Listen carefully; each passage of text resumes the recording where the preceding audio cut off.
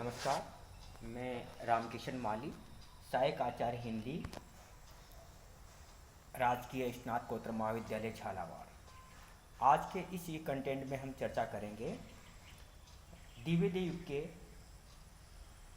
सांस्कृतिक एवं राष्ट्रीय काव्य धारा के प्रमुख कवि मैत्री शरण गुप्त के काव्यखंड या खंड काव्य द्वापर में संकलित विद्रता कविता की। विद्रता कविता का जो घटनाक्रम है,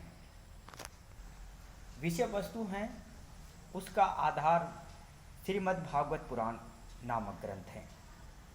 श्रीमद् भागवत पुराण के 10वें स्कंद के 23वें अध्याय में एक छोटी सी घटना से जुड़ा हुआ इस कविता का विषय वस्तु है। बचपन के समय जब भगवान श्री कृष्ण अपने बाल सखाओं के साथ खेलने के लिए दूर जंगल में चले जाते हैं। जंगल में बहुत दूर जाने के बाद जब बाल सखाओं को भूख सताने लगती है तो भगवान श्री कृष्ण पास में ही ब्राह्मणों के द्वारा किए जा रहे यज्ञ में जाकर के सखाओं से भिक्षा मांगने की बात कहते हैं और अपनी उदर पूर्ति करने का सुझाव देते हैं।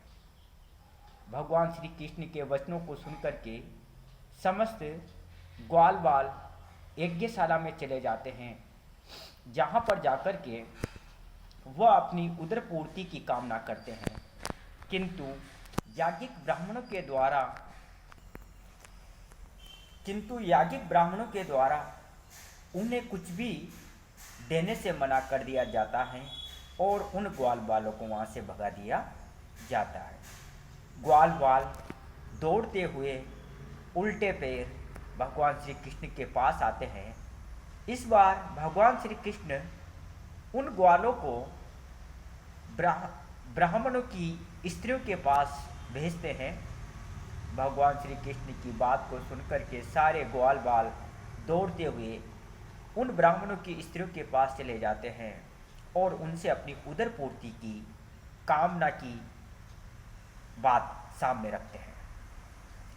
जब छोटे छोटे बच्चों को भूख से तड़पती हुई ब्राह्मण वर्ग की वह स्त्रियां देखती हैं तो वह स्त्रियां उन्हें यथेच्छ दान देने का भरसक प्रयास करती हैं और इस दान देने के पुण्य को कमाती है।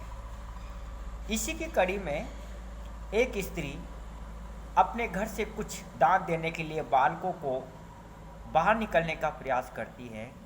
तभी उसके पति के द्वारा बलपूर्वक उसे रोक दिया जाता है, दान देने से मना किया जाता है और जब वह स्त्री हठात प्रयास करती है, बलपूर्वक दान देने की कोशिश करती है, तो पुरुष उस पर नाराज हो जाता है।